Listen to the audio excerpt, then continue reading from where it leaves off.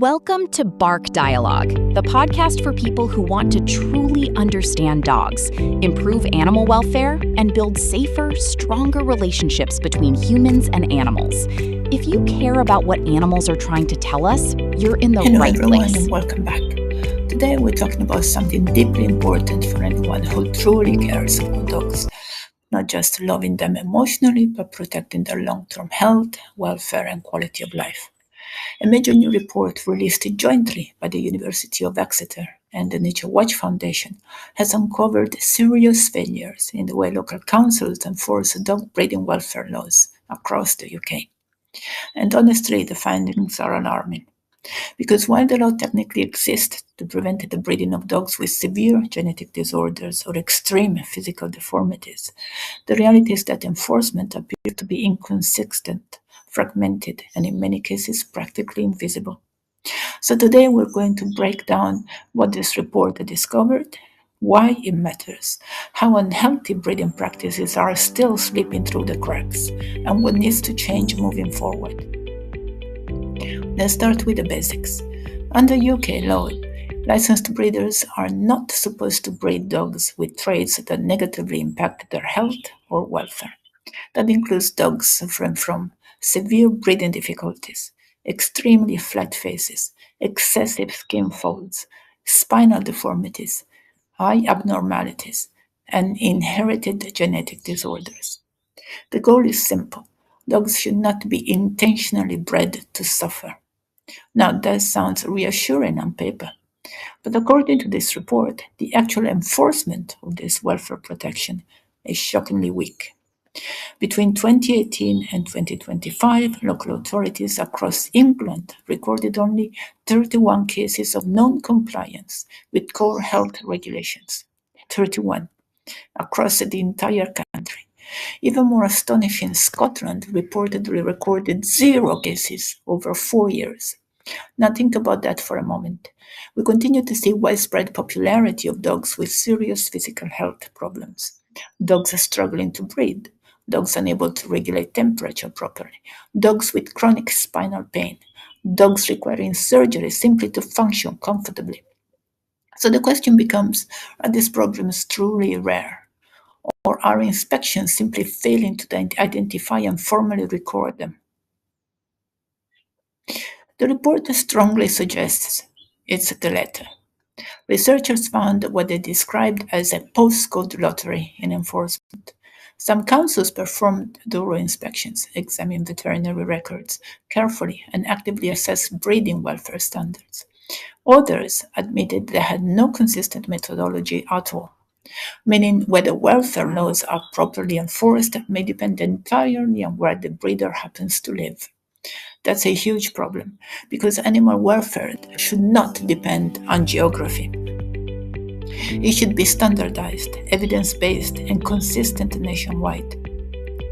One of the most concerning findings involves how councils often deal with problematic dogs. Instead of formally recording a legal breach against the breeder, many authorities simply remove an individual dog from the breeding license quietly, behind the scenes. Now, on the surface, that might sound helpful, but here's the issue. If the breach is never formally logged, the system creates the illusion that compliance levels are high.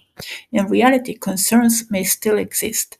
They're just being handled informally and disappearing from official statistics. That means the public, welfare groups, and policymakers may never see the true scale of the problem.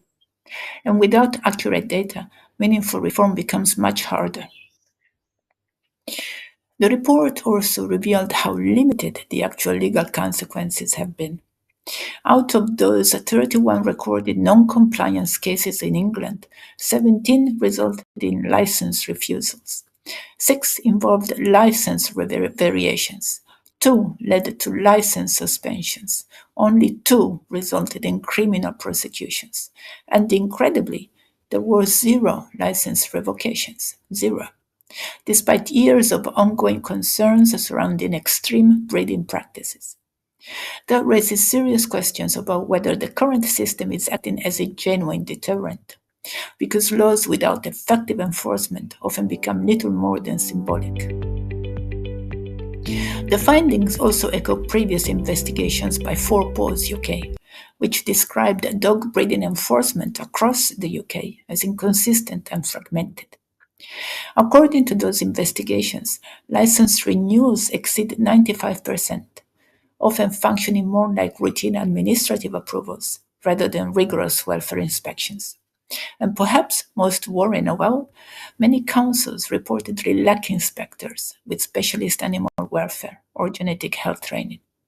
That means officers may not always recognize structural deformities, breed-related respiratory comprise neurological issues, or inherited defects that affect long-term welfare. And this matters enormously because you cannot properly regulate what you are not trained to identify. This is exactly why many welfare organizations and campaigners are pushing for stronger national standards. One proposal receiving major support is the Innate Health Assessment. This is essentially a visual welfare assessment tool designed to identify severe physical exaggerations or harmful anatomical traits before dogs are approved for breeding. The idea is to create a clear national benchmark, not opinions, not guesswork, not inconsistent council interpretations, but an evidence-based threshold that prioritizes the dog's physical well-being above appearance trends or commercial demand. And personally, I believe public education is a massive part of this conversation too, because consumer demand drives breeding trends. If people continue buying dogs based purely on appearance, without understanding the lifelong health implications attached to extreme features, the cycle continues. So this isn't just about breeders. It isn't just about council. It's about society's relationship with animals. It's about whether we prioritize aesthetics over welfare, and whether we're willing to ask difficult ethical questions about what humans have normalized in companion animal breeding. At the end of the day, dogs cannot advocate for themselves. They rely entirely on humans, breeders, veterinarians, inspectors, policymakers, educators, and the public. And when systems fail to consistently protect animal welfare, animals pay the price. Hopefully, reports like this will push the conversation forward and encourage stronger, more transparent, and more accountable welfare enforcement across the UK. Because preventing suffering should never be optional. Thank you so much for listening. If you find this episode valuable, please share it with fellow animal lovers, dog professionals, educators, and anyone considering getting a dog. And remember, understanding animals better is one of the greatest forms of compassion we can offer them.